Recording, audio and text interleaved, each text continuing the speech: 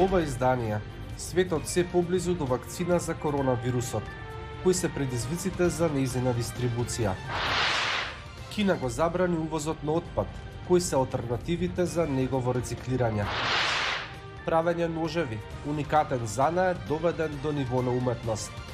Останете со нас, ќе ви кажеме повеќе. Поздрав од Вашингтон. Ова е гласот на Америка на македонски јазик, а јас сум Никола Крстик. Вакцината за COVID-19 на Универзитетот Оксфорд и на фармацевската компанија AstraZeneca посеизгледа да се покажа како успешна и е спремна за дистрибуција низ светот. Од Лондон јавува Хенри Риджвел.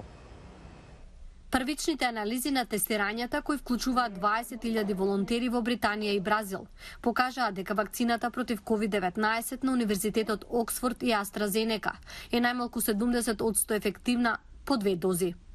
Кај волонтерите, зависно од различниот режим на дозирање, половина доза проследена со целосна доза покажало зголемување на ефективноста и до 90%. Ниту еден од оние што ја примиле вакцината не развиле тешка форма на COVID-19. Навистина е одличен момент што сега имаме повеќе вакцини. Ако можеме да ги произведеме што е можно побрзо, ќе постигнеме голем ефект. AstraZeneca планира да обезбеди стотици милиони дози до крајот на годината, кои се предмет на регулаторно одобрување. Лекарите велат дека неколку аспекти од вакцината ја прават погодна за глобално производство. Првата е трошокот. Оваа вакцина чини околу 1/5 до 1/10 од трошоците наводно побарани од Pfizer и Moderna, едни од другите водечки кандидати за вакцина. AstraZeneca вети дека нема да прави профит од вакцина за време на пандемија. Во 10 држави веќе е произведена, вклучувајќи ја и Индија. Се надеваме дека ќе имаме бројни дози достапни во многу брзо време. И трето, оваа вакцина бара температура на складирање како во фрижидер. За споредба, вакцината на Pfizer бара складирање на -70 целзиусови степени. Многу од здравствените системи во развој имаат недостиг на погони за замрзнување на ултрастудени температури. За сега 188 држави ја подпишаа иницијативата COVAX, согласно која побогатите држави инвестираат во развој на неколку вакцини и инфраструктура, неопходна за нивната испорака во светот. Целта е секоја од државите што ја подпишаа иницијативата COVAX да добие доволно вакцини за 20% од населението до крајот на 2021. Тоа би овозможило секоја држава да почне да ги штити најранливите категории и здравствените работници.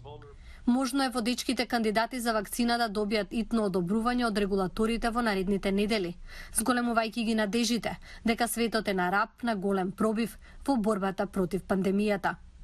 Во меѓувреме, лекарите велат дека од суштинско значење луѓето да ги почитуваат мерките за спречување на ширењето на вирусот.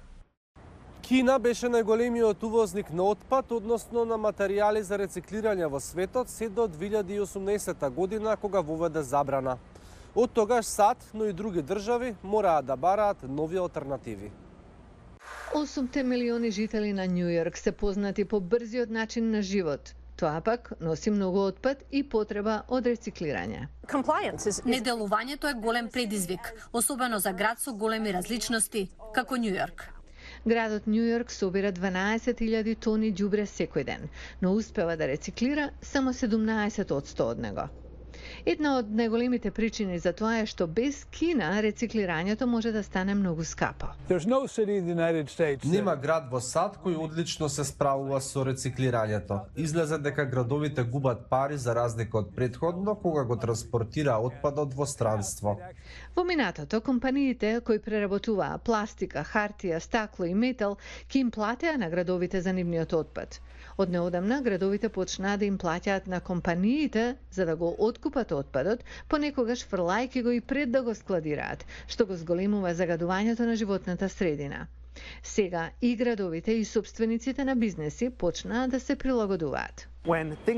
Кога работите ќе се средат повеќе пати и кога има повеќе отпад, станува поисплатливо за заедниците да рециклираат. Овој погон има организиран скрининг и сортирање на отпадот, што значи и помалку работна сила и материјал. Проекциите се дека во првата година ќе заштедиме повеќе од $2 милиони од даночните обврзници. но складирањето на отпадот на локално ниво не представува повеќе од 3% од отпадот на национално ниво. Експертите велат дека за да се постигне поголемо рециклирање на медицински, земјоделски, индустријски и електронски отпад, ќе биде потребна поголема инвестиција од компаниите кои ги прават производите. Ако корпоративните сили сакаат да преземат одговорност за крајниот резултат на материјалот што го пуштаат на пазарот, тогаш тоа би било на вистина голем чекор. Ако не се фокусираме да го оставиме светот или искако што го затекнавме или подобар, не им правиме добро на нашите деца и на идните генерации. Локалните власти се уште се прилагодуваат по загубата на Кина како преработувач на отпадот, но експертите велат дека очекуваат обновување на рециклирањето во наредните години со нови регулативи и технолошки можности кои ќе го претворат отпадот во корисни ресурси. И пред крајот на ова издание една малку полежерна тема. Правењето ножеви е занаед стар илјадници години. Но Габриел Хейс јавува за еден занаечие од Нью Хемшир, кој сето тоа го има доведено до ниво на вистинска уметност. Мислам дека нема вистинска уметност без занает, нема вистински занает без уметност. Но имав дебата со професор по уметност од Факултетот за уметности, тој беше финомолче. Ми се допадна неговиот час. Беше наставник по цртање. Работев на нож во текот на еден семестар, тој ја завитка раката околу сечивото, покривајки го, погледна на рачката рече: ова е навистина убаво.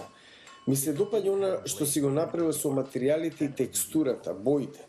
Ако немаше сечиво, тогаш тоа ќе беше уметност. Тоа би било убаво. А јас бев како: ајде бе, само превртев со очите. My name is Zach Jonas. Се викам Зак Джонас.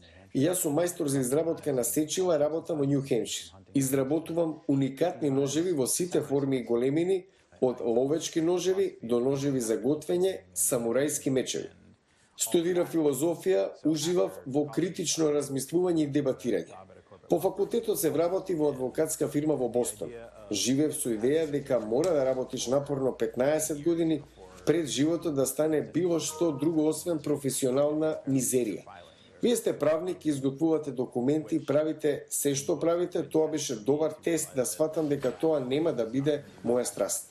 This is one of my favorite knives I've ever made. Ова ми е еден од омилените ножеви што некогаш сум ги направил, а овој меч е еден вид на негов духовен голем брат.